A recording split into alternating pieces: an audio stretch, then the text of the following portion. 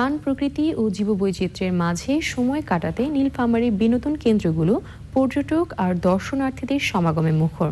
মনোরম পরিবেশ ও বিলুপ্তপ্রায় বিভিন্ন প্রাণী দেখে আনন্দের সময় কাটাচ্ছেন স্থানীয়রা। আনোয়ার আলম প্রধানের তথ্য, ভিডিওচিত্রে আলিম আলরাজের রিপোর্ট। বিভিন্ন প্রজাতির গাছপালা, বিপন্নপ্রায় নানান বন্যপ্রাণী আর বিনোদন কেন্দ্রের বিচিত্র আয়োজন। নীলফামারীর বিনোদন কেন্দ্রগুলো মুখরিত হচ্ছে দর্শনার্থীদের পদচারণায়।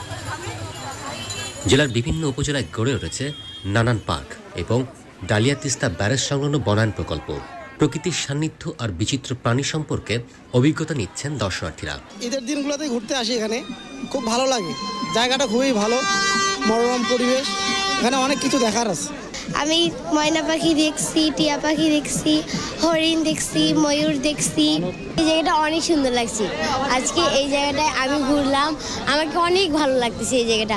পরিবার সহ আমি এখানে ঘুরতে এসেছি, দেখে মোটামুটি খুব ভালো লাগতেছে। এখানকার পরিবেশটা খুবই ভালো, যেরকম গাছপালা তুলছে মোটামুটি খুব ভালো। এই পার্কের পরিবেশ বলেন আর স্টাফের আচার ব্যবহার সব কিছু ভালো। এমনকি ধরেন অন্যান্য পার্কের দোকানে দেখবেন অনেক বেশি দাম নেয়, এখানে সেরকম নেয় না। দেখতে সুন্দর, অনেক ভালো লাগতেছে।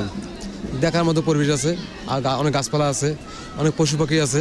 জলবায়ু পরিবর্তনের অভিঘাত মোকাবেলায় পরিবেশ বান্ধব এলাকা ভিত্তিক বিনোদন কেন্দ্র গড়ে তোলার দাবি জানিয়েছেন সচেতন মহল। আলিম আল রাজি, প্রকৃতি জীবন ডেস্ক, চ্যানেল আই।